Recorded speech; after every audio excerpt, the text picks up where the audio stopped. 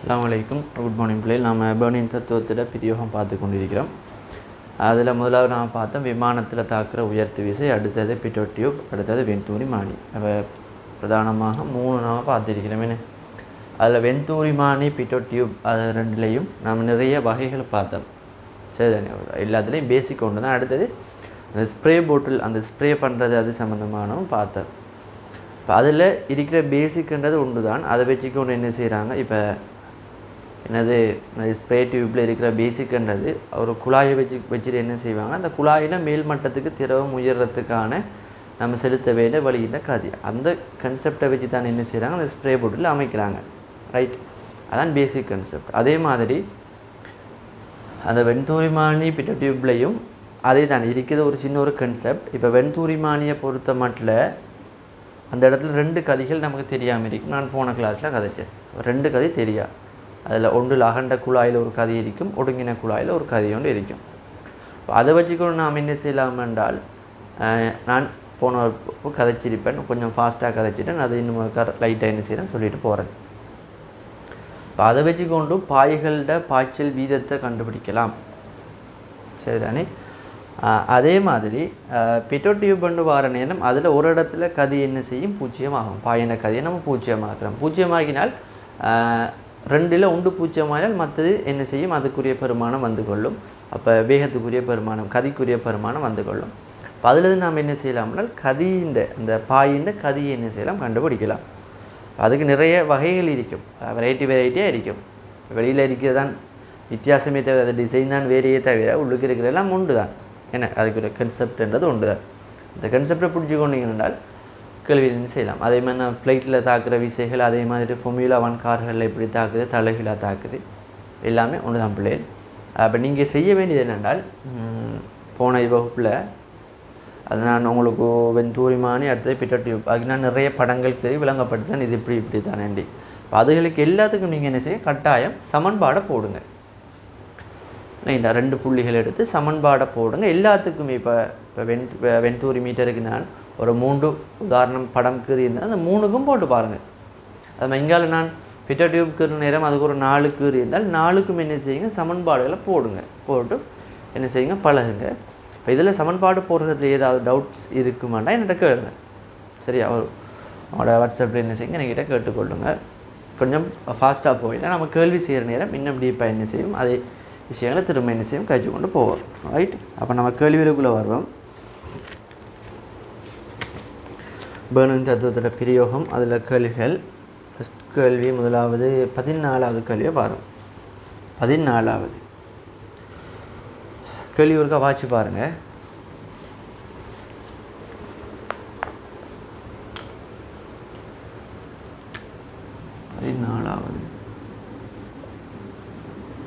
பதினாலாவது கேள்வி.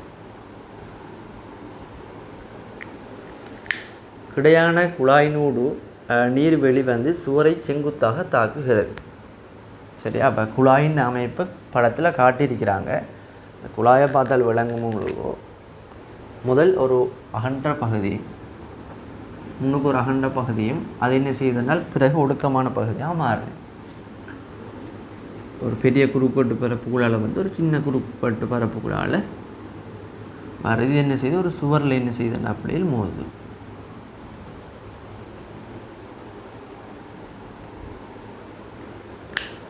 இதுக்குள்ளால் என்ன செய்யுது, இந்த பாய் வருது. இதுக்குள்ளால் வாரது இந்த ஒடுங்கின பகுதிக்குள்ளால் வரும். அது விளங்குந்தானே உங்களுக்கு. இது சம்பந்தமான கேள்வி. இது வந்து என்ன செய்யுது பிள்ளை, இந்த சுவரில் மோதுது. அப்போ இதில் உண்மையில் 2 விஷயங்கள் சம்மந்தப்படும். அவங்களுக்கு தெரியும், குழாய் ஒடுங்குது, அதால் நமக்கு தெரியும் அந்த ஹைட்ரோக்குள்ளே இருக்கிற பகுதி வரும். அதே மாதிரி அந்த சுவரில் பட்டு என்ன செய்து தெரிக்குது. அப்போ இதை நாம் திரவங்களில் இந்த பாய்களில் உந்த மாற்றம் சம்மந்தமாக படிக்கிற நேரம், திண்மங்கள் ஒரு பந்தை நம்ம ஒரு சுவரில் எறிகிற நேரம், அதே மாதிரி ஒரு நீர்த்தாரையிட உந்த மாற்றம் எல்லாம் படிச்சிருக்கோம். அப்போ இங்கே 2 விஷயம் என்ன செய்து சம்மந்தப்படுது. ஹைட்ரோ மட்டும் இல்லை, அதுக்கு முன்னுக்கு இருக்கிற பகுதி உந்த மாற்றமும் வருது இதுக்குள்ளே. அப்போ கூட்டுகளை பாருங்கள். குழாயின் அகன்ற பகுதியில் நீரின் வேகம் ஒடுங்கிய பகுதியில் உள்ள வேகத்திலும் குறையும். அப்போ அது உண்மை. ஒடுங்கினத்தை விட இந்த பகுதியை விட இந்த பகுதியில் அந்த நீரின் வேகம்ன்றது குறைவாம் நமக்கு தெரியும். ஏன் இதைத்தான் சொல்கிறது என்னது சமன்பாடு என்றால் தொடர்ச்சி சமன்பாடு. என்ன ஏவி சமன் கே. அப்போ இதில் நாம் எடுக்கணும் அந்த பாய்ச்சல் உறுதி பாய்ச்சல் இருக்குதுன்றது, அதெல்லாம் நமக்கு தேவையில்லை இல்லைன்னா. இப்போ நம்ம படிக்கிற நேரம் தான் இப்போ உறுதி பாய்ச்சல்லாம் சொல்லுவாங்க, சில நேரம் கேள்வியில் தருவாங்க, இல்லாட்டி நாம் என்ன செய்ய உறுதி பாய்ச்சலாக தான் எடுக்கணும். இப்போ எப்படி என்றால் ஒரு கேள்வியில் ஒப்பமான தரை என்று தராமல் கேள்வியை கேட்டாங்கன்னா நாம் என்ன செய்வோம், ஒப்பமான தரை என்று தான் எடுப்போம். அதே போல தான் இது உறுதி பாய்ச்சல் இருக்கிறதா நாம் எடுக்கணும். எடுத்துட்டு இவங்க பாருங்க, இந்த பக்கமாக வார நேரம் என்ன செய்யுது, அகண்ட குழாய் ஒடுங்கின குழாய் என்ன செய்யுது, குறுக்கோட்டு பரவு குறையுது. குறைஞ்சால் அங்கால என்ன செய்யும், அந்த நீரிண்ட பாய்ச்சல் கதி என்றது கூடிக்கொள்ளும். அது தொடர்ச்சி சமன்பாடு. அது முதலாவது கூட்டோட சம்மந்தப்பட்ட சமன்பாடு தொடர்ச்சி சமன்பாடு. பி கூட்டை பாருங்கள். அப்போ ஏ கூட்டுன்றது உண்மை, ஏன்னா ஏ கூட்டு உண்மை. பியை பாருங்கள். குழாயின் அகண்ட பகுதியில் உள்ள நிலையில் அமுக்கம் ஒடுங்கிய பகுதியில் உள்ள அமுக்கத்திலும் குறையும். இது உண்மையில் நிலையில் அமுக்கம் என்று வராமல் அமுக்கம் என்று வந்திருக்கணும். ஏன்னா அமுக்கம் நாம் பெர்னூலியின் சமன்பாடை நாம் படிக்கிறது அமுக்கம். இப்போ P plus half rho v வர்க்கம் ப்ளஸ் ஹெச்ரோஜி என்றதில் பி எனது அமுக்கம் அல்லது ஓரளவு கனவளவுக்கான அமுக்க சக்தி. இந்த இடத்துல சொல்கிறது அமுக்கம், ரைட், நிலையில் அமுக்கம் இல்லை, நீங்கள் அந்த நிலையில் வெட்டி விடுங்க. அமுக்கம் ஒடுங்கிய பகுதியில் உள்ள அமுக்கத்திலும் குறைவு. அப்போ இதோட சம்மந்தப்பட்ட சமன்பாடு பெர்னூலியின் சமன்பாடு. என்ன பெர்னூலியின் சமன்பாடு நாம் என்ன சொன்னோம், வேகம் கூடினால் அமுக்கம் குறையும், ரைட், வேகம் கூடினால் அமுக்கம் குறையும். சமன்பாடு எழுதி காட்டுறோம் பாருங்கள். P plus half rho v வர்க்கம் சமன் மாறிலி. இப்போ என்ன நம்ம ஒரே கிடையில் இருக்கிற ஒரே கிடை மட்டத்திலேயே அறிவு கூட தான் பெரிய வைக்க போகிறோம். அப்போ இதில் இங்கே பாருங்க, இந்த வி கூடினால் இவ்வளோ என்ன செய்ய மாட்டாப்பில் கூடும். இது மாறலி தானே, இது மாறாது. இவ்வளோ கூடினால் இது என்ன செய்யணும், குறையணும்.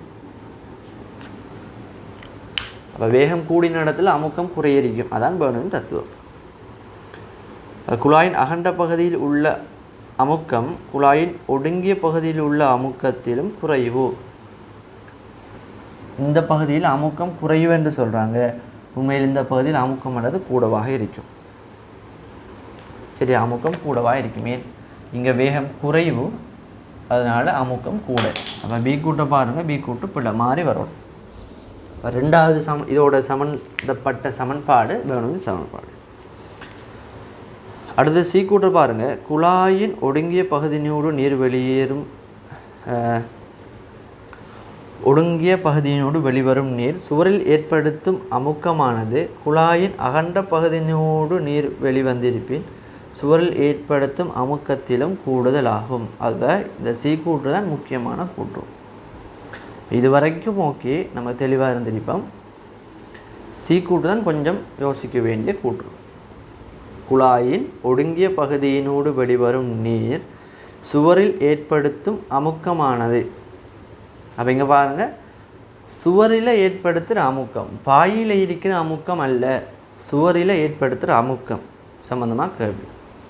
அப்போ அவங்களுக்கு ஃபஸ்ட்டுக்கு விளங்கணும், சுவரில் எப்படி அமுக்கம் ஏற்படுத்தப்படுதுன்னு விளங்கும். என்ன நடக்கும், நம்ம இது தான் நான் சொன்னால் நம்ம முன்னுக்கு படித்த விஷயம், முந்த மாட்டோம். அப்போ இந்த நீரை என்ன செய்யுது, சுவரில் மோதி தெரிப்படையுது. அதாவது ஒரு உந்த மாற்றம் ஏற்படுது. அந்த உந்த மாற்றத்தின் காரணமாக ஒரு விசை, அது ஒரு குறிப்பிட்ட பரப்பில் மோதிரத்தால் அந்த பரப்பில் ஒரு அமுக்கம், அந்த அமுக்கத்தை கேட்குறாங்க.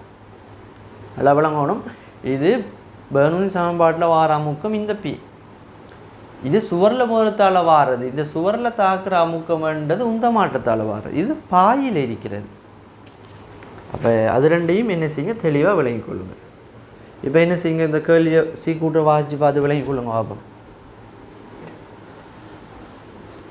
அப்போ இதை நாம் என்ன செய்யணும், விளங்க பார்க்கணும். இது நமக்கு பொதுவாக தெரியும். இப்போ நம்ம சும்மா சிம்பிளாக இப்போ இது அழகாக கேட்குறாங்க, ஒரு அழகான ஒரு முறையில் கேட்குறாங்க, 3 கூட்டாக உடைச்சி கேட்குறாங்க. இப்போ நாம் எடுத்த உடனே நாம் சும்மா இப்போ இந்த கேள்வி நமக்கு செய்யாமல் நம்ம சும்மா கேட்டிருந்தால் நம்ம என்ன சொல்லியிருப்போம் என்றால், அகன்ற பகுதிக்குள்ளால் வார நேரம் நாம் சும்மா எப்படி இந்த ஒடுங்கின பகுதிக்குள்ள அமுக்கம் கூடவா குறைவா நாம் ஒரு கேள்வி கேட்குறோம்னு வைங்களேன். ஒரு குழாய் இருக்குது, அந்த குழாயில் 2 பகுதி, ஒன்று அகண்ட பகுதி, அடுத்தது ஒடுங்கின பகுதி, இப்படியான ஒரு குழாய். இப்போ இந்த கேள்வியை மறந்துடுங்க, அந்த கேள்வி இல்லை. நம்ம சும்மா என்ன செய்கிறோம், உங்கள்கிட்ட கேட்குறோம் இப்படி ஒரு குழாய் ஒன்று இருக்குதான் தம்பி. அப்போ அந்த குழாய்க்குள்ளால் ஒரு திரவம் ஒன்று வருதான் இந்த பக்கமாக வார நேரம் இந்த ஒடுங்கின பகுதியில் அமுக்கம் கூடவா இருக்குமா, அகண்ட பகுதியில் அமுக்கம் கூடவா இருக்குமாண்டா ஒரு கேள்வி எனக்கு கேட்டால் நீங்கள் என்ன சொல்வீங்க என்றால் ஒடுங்கின பகுதியில் தான் அமுக்கம் கூடன்னு சொல்லுவீங்க. அது எல்லாருக்கும் பொதுவாக நாம் என்ன செய்வோம் அப்படி தான் சொல்லுவோம். ஆனால் இந்த இடத்துல என்ன அமுக்கத்தை மென்ஷன் பண்ணுறாங்கன்றது நமக்கு விளங்கணும். நாம் எதை வச்சுக்கொண்டு ஒடுங்கின பகுதியில் அமுக்கம் கூடன்னு சொல்கிறது நமக்கு விளங்கணும். ரைட். அப்போ உண்மையில் இந்த இடத்துல 2 விஷயங்கள் அமுக்கம், 2 அமுக்கம் சம்மந்தப்பட்ட ஒன்று பாய்க்குரிய அமுக்கம், அடுத்தது அந்த பாய் மோதிர பகுதி. இப்போ நாம் இதில் அமுக்கம் கூடன்னு சொல்லுவோம். இந்த சின்ன பகுதிக்குள்ளால் வாரேன்னு அமுக்கம் கூடன்னு சொல்லுவோம். எப்படி என்றால் நாம் கற்பனை பண்ணுவோம், இந்த ஒடுங்கின பகுதியில் கையை வைக்கிற நேரம் கையில் கூட அமுக்கம் ப்ரெஷர் உண்டு தாக்குறத நாம் என்ன செய்வோம் உணர்ந்து கொள்வோம். அப்போ அதை வச்சு கொண்டு என்ன செய்வோம் என்றால் ஒடுங்கின பகுதியில் அமுக்கம் கூடன்னு சொல்லுவோம். உண்மையில் அது வேறு அமுக்கம், இது வேறு அமுக்கம். சரிதான். இப்போ அதை வித்தியாசப்படுத்துகிற கேள்வி தான் இந்த சீக்கூற்று. அதை வித்தியாசப்படுத்துறது தான் சீக்கூற்று.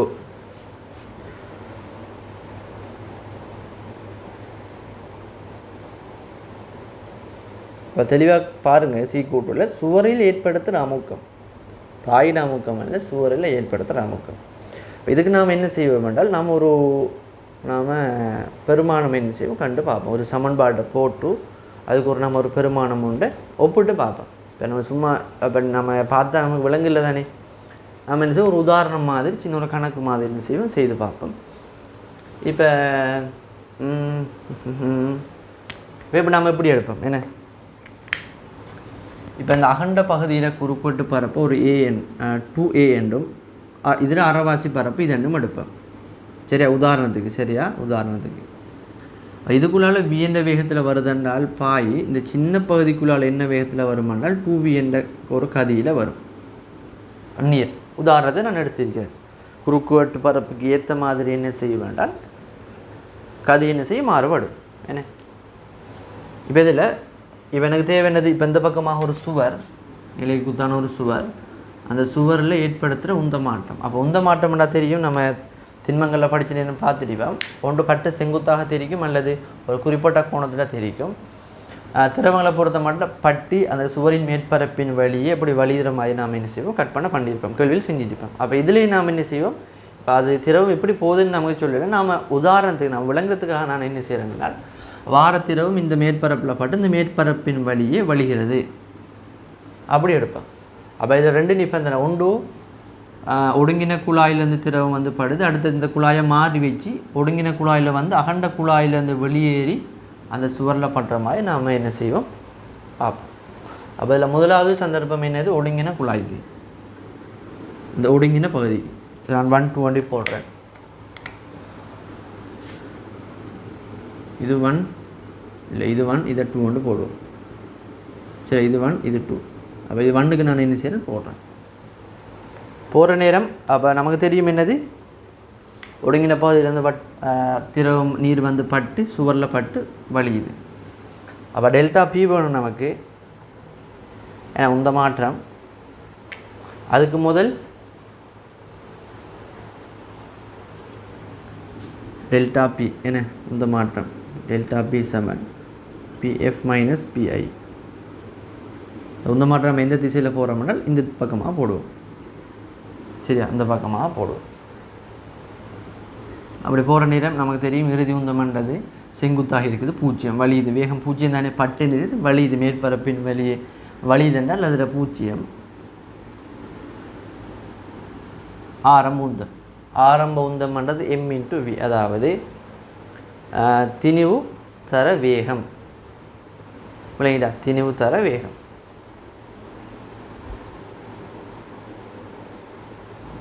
ஸோ நமக்கு ஃபர்ஸ்ட் நாம் என்ன செய்யும் விஷயம் கண்டுபிடிப்போம் என்ன, உந்த மாற்ற வீதம் டெல்டா பி எங்கில் டி, இவ்வளோத்துக்கு இல்லை டி 0 மைனஸ் பி, இது 0 போயிடும், பிஐ இங்கே டி வந்துச்சென்றால் உந்தமாற்ற வீதம் என்றது என்னது தருமண்டா விசையை தரும். சரியா? என்னது ஆரம்ப உந்தம் என்றது m இன்ட்டு v என்கில் t. இப்போ m என்கில் tக்கு பதிலாக நான் போடலாம் 1 செகண்டில் வெளியாகின திணிவு, அதாவது திணிவு பாய்ச்சல் வீதம் தர வேகம். 1 செகண்டில் வெளியாகின திணிவுன்றது நமக்கு தெரியும்.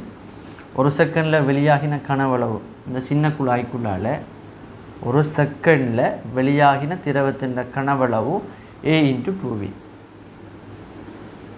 2v அவருடைய திணிவு வேணுமென்றால் அடர்த்தியால் பெருக்கும் ரோ ஒன்று எடுப்போம் அடர்த்தியை. இது சரி இன்ட்டு v இன்ட்டு இந்த v. அவங்க பாருங்கள் 2av வர்க்கம் ரோ v வர்க்கம் ரோ. இது விசை. நமக்கு என்ன வேணும்? அமுக்கம் வேணும். அமுக்கம் சமன் விசையின் கீழே பரப்பளவு. ரைட்? அப்போ அமுக்கம் என்றது இது உந்த மாற்றமாம் பிள்ளைகள். அமுக்கம் நான் இதை என்ன செய்யணும் இப்படி எழுதுகிறேன். அமுக்கம் இது அமுக்கமாம், இது அமுக்கம், இது உந்த மாற்றம். கவனமாம்.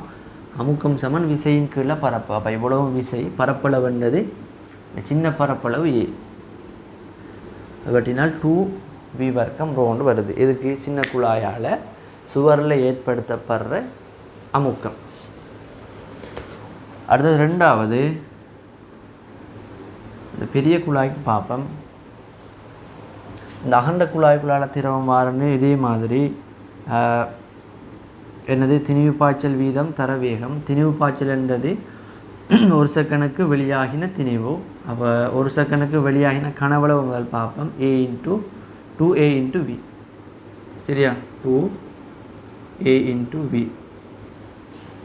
இன்ட்டு ரோ திணிவு தர அவரோட வேகம் v.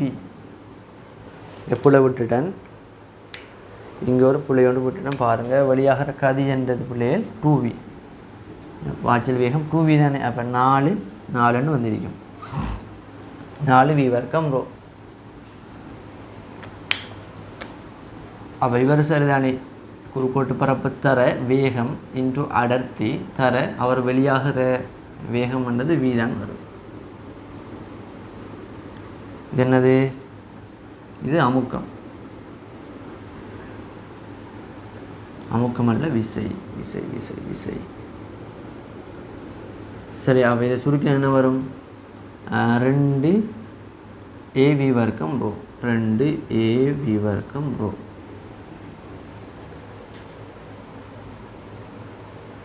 இங்கே அமுக்கம்ன்றது அமுக்கம் சமன் விசையின் கீழே பரப்பளவு. அப்போ இது கீழே பரப்பளவு 2ab வர்க்கம் ரோவின் கீழே இவருடைய குறுக்கோட்டு பரப்பு அகண்ட குழாயின் குறுக்கோட்டு பரப்பளவு 2a விட்டுப்பட்டால் b வர்க்கம் ரோ.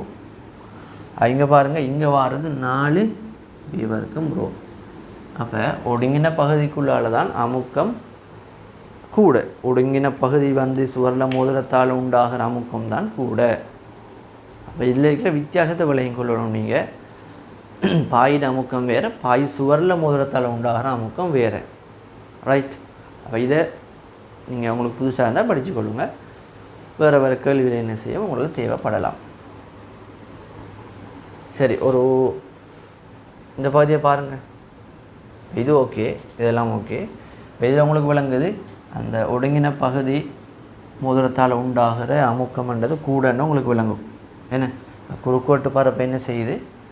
அரைவாசி ஆகிற நேரம், குறுக்கோட்டு பரப்பு அரைவாசி ஆகிற நேரம் அமுக்கம்ன்றது பாருங்கள் 4 மடங்கு ஆகுது. என்ன சுருக்கல் சரியானு பாருங்கள். இப்போ இதன்படி 4 மடங்கு ஆகுது. அப்போ இதை நிறைய இடத்துல யூஸ் பண்ணுவாங்க. இந்த குறுக்கோட்டு பரப்பை குறைச்சி அதால் உண்டாகிற அந்த பாய் ஒரு இலக்கில் போய் அடிக்கிற நேரம் உண்டாகிற அமுக்கத்தை அதிகரிக்கிற மாதிரி நிறைய விஷயங்கள் நம்ம இண்டஸ்ட்ரியில் நிறைய இடத்துல பயன்படுத்துவாங்க. இப்போ நீங்கள் பார்த்துருப்பீங்க இந்த வாட்டர் ஜெட், இந்த கட்டர்ஸ் அப்படி ஏதாவது கேள்விப்பட்டிருப்பீங்க. என்னென்றால் நீர்த்தாரைகளை பயன்படுத்தி, அதாவது நீர் என்ன செய்வாங்களென்றால் ஒரு கூடின அமுக்கத்தில் கூடின ஒரு ப்ரெஷரை பிரயோகித்து ஒரு சின்ன ஒரு துவாரத்தினூடாக என்ன செய்வாங்க? வெளியேற்றுவாங்க. ஒரு கூடின ஒரு ப்ரெஷர் என்றால் ஒரு கூடின அமுக்கத்தை ஒரு சின்ன ஒரு நுண்ணிய ஒரு குழாயினூடாக வெளியேற்றுவாங்க. அப்படி வெளியேற்ற நேரம் உங்களுக்கு விளங்கும். அது என்ன செய்யும், ஒரு கூடின வேகத்தில் வரும். குறுக்கோட்டு பரப்பு குறையுது, ஒரு நுண்ணிய துளை நல்லா வேணும், நுண்ணிய துளை. அப்போ குறுக்கோட்டு பரப்பு நல்லா குறையுது, வேகம் நல்லா கூடும். ரைட், அந்த வேகம் நல்லா கூடுதோ அதே மாதிரி அதுக்கு குறுக்கோட்டு பரப்பும் குறைய, அப்போ அந்த திரவம் போய் ஒரு இலக்கில் மோதுற நேரம் அதால் உண்டாக்கப்படுற இந்த அமுக்கம்ன்றது கூட. அப்போ இதை நிறைய இடத்துல பயன்படுத்துவாங்க. எப்படி என்றால் அந்த நீர்த்தாரைகளை பயன்படுத்தி இந்த உருக்குகள், உலோகங்கள், அதே மாதிரி அந்த கட்பாறைகள் எல்லாம் கட் பண்ணுறதுக்கு யூஸ் பண்ணுவாங்க. சாதாரணமாக நம்ம கிரைண்டர் யூஸ் பண்ணுவாங்க. அந்த இது நீங்கள் இதுகளில் பார்த்துருப்பீங்க, வீடியோஸில் பார்த்துருப்பீங்க. சாதாரணமாக நம்ம இந்த பிளேட் அதுகளை போட்டு மெஷினரியை போட்டு என்ன செய்வாங்க, அந்த பிளேட் சுற்றி என்ன செய்யும், கட் பண்ணும். சில இடங்களில் பெரும்பாலும் இந்த டெக்னாலஜி நல்ல வளர்ந்த இடங்களில் என்ன செய்யும், இந்த நீர்த்தாரைகளை பயன்படுத்தியே வெட்டுவாங்க.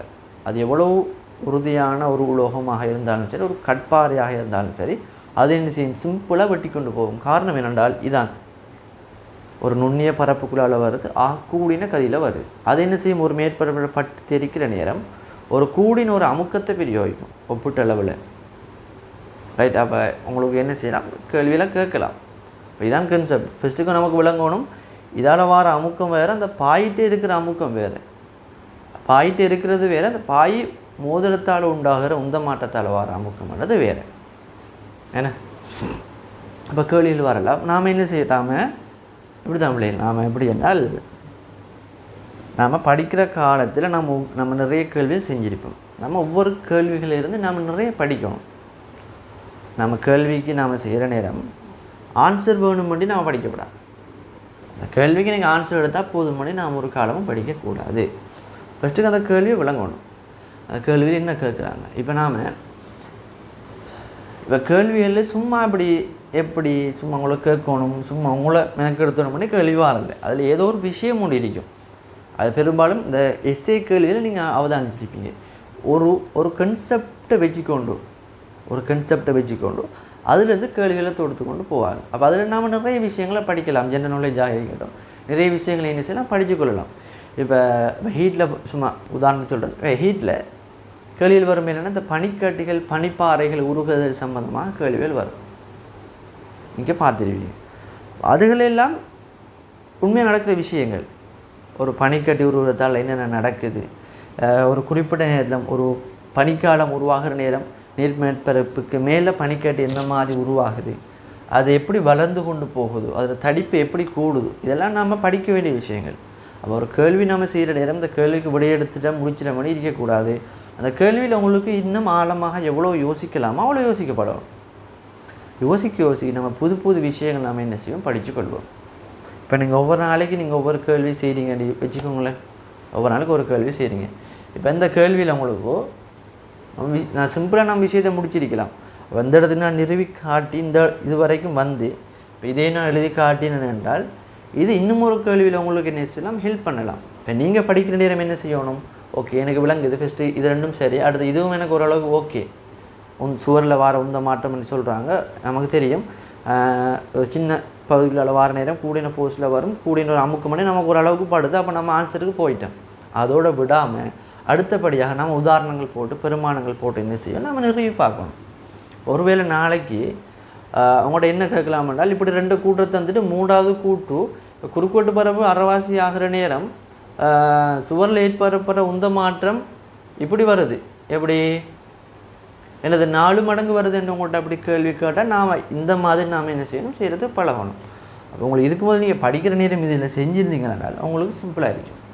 அப்படி யோசிச்சு பாருங்கள். ஒவ்வொரு நாளைக்கு ஒவ்வொரு கேள்வி நீங்கள் செய்கிற நீங்கள் அதில் நிறைய ஒவ்வொரு நாளைக்கும் படித்து நீங்கள் போனீங்கள் என்றால் இப்போ கடைசியில் நீங்கள் ஃபைனல் எக்ஸாம் போகிறீங்க, உங்கள்கிட்ட எவ்வளோ நாலேஜ் இருக்கும். ஏன்னா உங்களுக்கு எந்த கேள்வி வந்தாலும் செய்கிறதுக்கு ரெடியாக போவீங்க. நம்மளோட பிள்ளைகளுக்கு ஆகப்பெரிய குறை என்னென்றால் கேள்வி செய்கிறதில்ல. எவ்வளோ கேள்வி இருக்குது, கேள்வி செய்கிறதுக்கு கேள்வி செஞ்சால் முடியாது, அந்தளவு கேள்விகள் இருக்குது. தேடி நம்ம கேள்வி செஞ்சு கொண்டே இருக்கலாம். அது எந்த அளவுக்கு நீங்கள் கேள்வி செய்யலாம், அது அந்தளவு உங்களுக்கு பிரயோசனம், அது உங்களுக்கு விளங்குது இல்லை. சும்மா 2 கேள்வி செய்கிறது, அது ஆன்சர் வந்துவிட்டால் போதும். அது மெதட் சரியாக போலையா, நம்ம செஞ்சது சரியாக போலையா, சமன்பாடு பிரயோகிச்சது சரியாக போலையா, ஒன்றும் தேவையில்லை. எனக்கு ஆன்சர் வந்தால் போதும். ஸ்கீம் இருக்குது, ஸ்கீமில் 2 ஆன்சர் வருது, நான் ஒன்றையும் போட்டு நான் 2 எடுத்து காட்டிட்டேன். அதுக்கு சமன்பாடு போடவும் இல்லை, ஒன்றும் இல்லை. அது செஞ்சால் ஆன்சர் வந்தால் போதும் மட்டும் இருக்கக்கூடாது. உங்களோட லைஃப் உங்களோட கையில் இருக்குது. நீங்கள் தான் என்ன செய்யணும், உங்களோட தரத்தை நீங்கள் தான் கூட்டிக்கொள்ளணும். நீங்கள் எந்த அளவுக்கு படிக்கிறீங்களோ அந்த அளவுக்கு உங்களோட தரம் தான் கூடும். சரியா? அப்போ என்ன செய்வோம், அடுத்த கேள்விக்கு வருவோம்.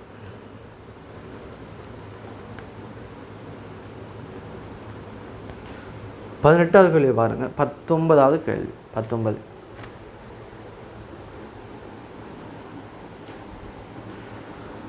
19வது கேள்வி.